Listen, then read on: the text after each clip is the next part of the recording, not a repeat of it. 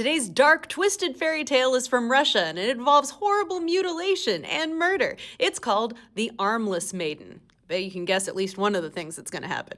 She starts with arms. There's a brother and a sister, and when their parents die, the son takes his dad's position as a merchant, and they live in the city, and they're happy together. But then the brother marries a woman who we're straight away told is a sorceress, and she's really jealous of the sister and wants to get rid of her. So one day when the brother goes to work, the wife breaks all the furniture in the house. Then when he comes home, she says, "See what your sister did? She broke all the furniture." And he goes, we can buy new stuff. So it doesn't work. The next day when he leaves, the sorceress goes to the stables and cuts off the head of her husband's favorite horse with a saber. You'd think she's a sorceress, she could just do it with magic. But no, she's just like, shing! So when he comes home, she's like, "Your sister cut off your favorite horse's head." And he says, let the dogs eat what is theirs. Just doesn't care. Well, the sorceress gets pregnant, and one day when the brother is at work, she gives birth to her baby and cuts its head off. And of course, when he comes home, she blames the sister. So the next day, the brother's like, "Hey, sister, let's go to mass together." She's like, "I don't think that they're having mass today." He's like, "Yeah, they are. Come on." It gets creepy and spooky because she knows something's up, so she takes a real long time to get dressed. He's like, "Come on, get in the carriage." He takes her out to these woods. The carriage gets caught on a bush, and he's like, "Sister, get out and disentangle the carriage."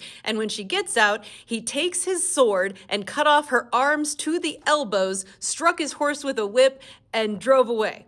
So cuts off her forearms and leaves her. Somehow the girl manages not to bleed out and wanders in the forest for years. Finally, she comes to a town and just begs people for alms and for food, and then suddenly this rich merchant's son sees her and is like, "She's gorgeous, I want her." He tells his family, "I want to marry this woman," and they're like, "Son, are you sure?" And he's like, "If you don't let me marry her, I will do something to myself." So they get married, and then she eventually gets pregnant, and the son has to go do merchant things, and so he tells his parents, "Hey, look after my wife while she gives birth." While he's gone, she does give birth, and her son has gold hands up to his elbows, the part that she is missing, and he also has a bright moon on his forehead and a radiant sun near his heart, and his sides are studded with stars. He's really pretty and cool. The grandparents write a letter and send it with an old man to their son to say, "Hey, your wife gave birth to this beautiful child." But the old man stops at the house of our girl's evil sorcerer sister-in-law, and she reads the letter and then switches it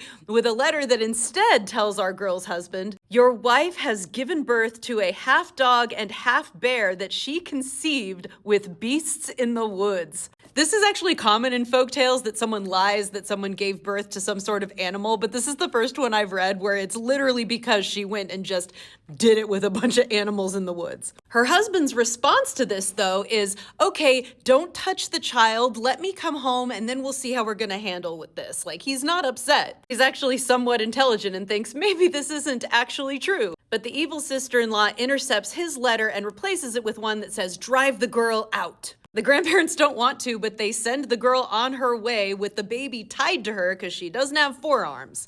She wanders a while and then finds this well, and when she leans in to drink, the baby falls out of its little attachment and falls into the well, and she is weeping and crying. She can't do anything. But then an old man comes up to her and he says, "Why are you weeping?" And she's like, "My baby fell in the well." He goes, "Reach in and get him out." And she's like, "I can't." He's like, "Trust me, do it." And so she reaches out, and as she does, God gives her her arms and hands back, and she's able to rescue her child. She then travels to her brother and evil sister-in-law's house where her husband is also staying. I guess because he's a merchant, her brother's a merchant, so they're doing merchant stuff. Anyway, they don't recognize her because she's got hands and arms, and so they bring her in thinking she's just a beggar woman with a baby, and then she sits down to eat with them. They're like, "Hey, tell us a story." She's like, "Well, I have one story I can tell." So she starts to tell the story of what really happened to her, and the sister-in-law keeps trying to interject, like, why do we want to listen to this hag's stories? But they're all like, "Shut up, woman, we want to hear." When she finishes the story, she's like, "And that's me, your sister, and you're my brother, and you're my husband, and you're my evil sorcerer sister-in-law." She removes the baby from its swaddling clothes, and the whole room glows because of his stars and moons and suns. So the brother took his best mare from the stable, tied his wife to the tail, and let it run in an open field. The mare dragged her in the ground until she brought back only her braid. The rest was strewn on the field, which is